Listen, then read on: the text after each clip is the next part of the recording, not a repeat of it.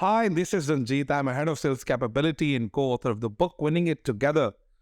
आज जैसे कि आप देख रहे होंगे एक नया सेटअप है, तो नए सेटअप के साथ नए टॉपिक का एक आगाज करते हैं।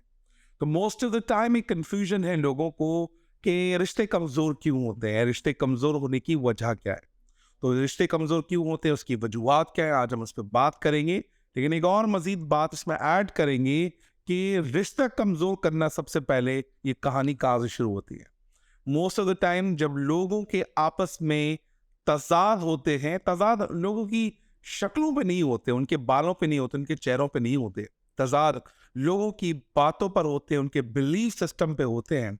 और कभी कभार जो तजाद होता है उनके ख्यालात पे किया जाता है। फॉर एग्जाम्पल, अगर मेरा आपके साथ तजाद है और उस तजाद के बारे में मैं अपना एक ओपिनियन दे रहा हूँ, वो आपको शायद पसंद नहीं आया, इस वजह से आपने मेरे साथ इख्तलाफ कर दिया। तो इख्तलाफ के दो किस्म होती है, एक और दो इकसाम के अंदर एक ऐसा तजाद है जिसको हम कहते हैं कंस्ट्रक्टिव कॉन्फ्लिक्ट, और दूसरा होता है डिस्ट्रक्टिव कॉन्फ्लिक्ट।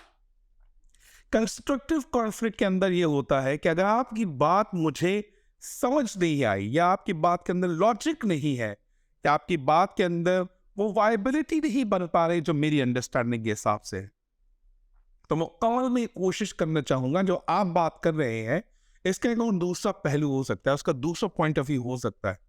मैं अपना पॉइंट ऑफ व्यू समझाने की पूरी कोशिश करूंगा, क्योंकि this is my basic right, because I have some relationship with you.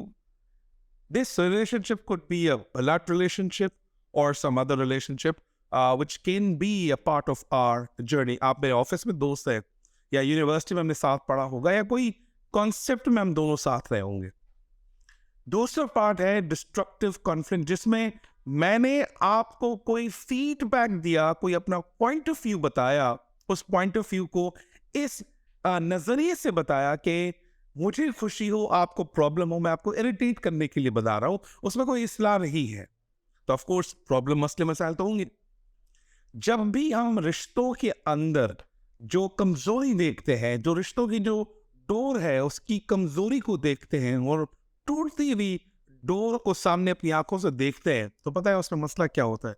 उसमें मसला ये होता है कि ऐसी कंफ्यूजन्स के अंदर जब आपको गलत फहमी हुई या मुझे कोई गलत फहमी हुई, तो उस गलत फहमी के अंदर जो शक शुबात है, जो सवालात है, उनके जवाबात भी हम खुद बनाना शुरू कर देते हैं।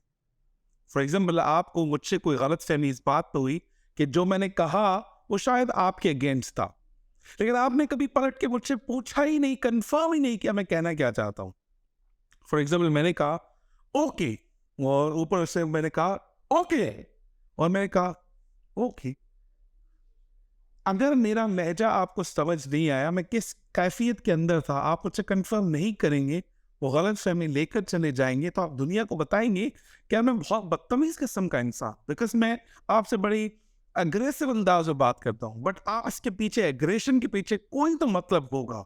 अगर आपका मेरे साथ एक रिश्ता है, आप मेरे मेरे भाई हैं, आप मेरे दोस्त हैं, या आप मेरे साथ रहते हैं, अगर आप मेरे लहजों की मीनिंग आप खुद निकालना शुरू कर देंगे, तो मैं समझता हूं ऐसे रिश्ते को बरकरार रहना ही नहीं चाहिए।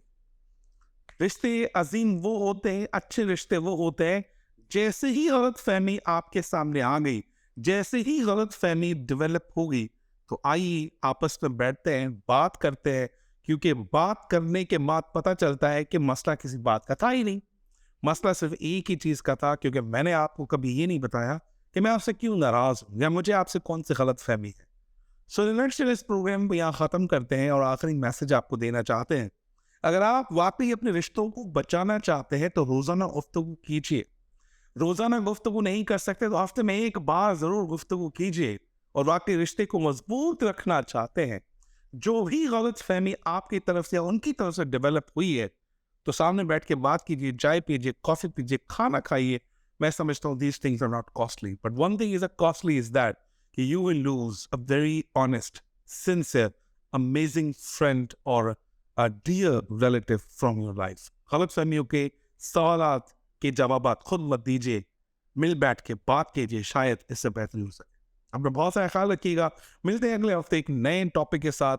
आप मेरा चैनल लाइक करें, सब्सक्राइब करें, और सबको बताएं कि अब जो प्रोग्राम होगा वो नए तरीके से होगा। Thank you very much.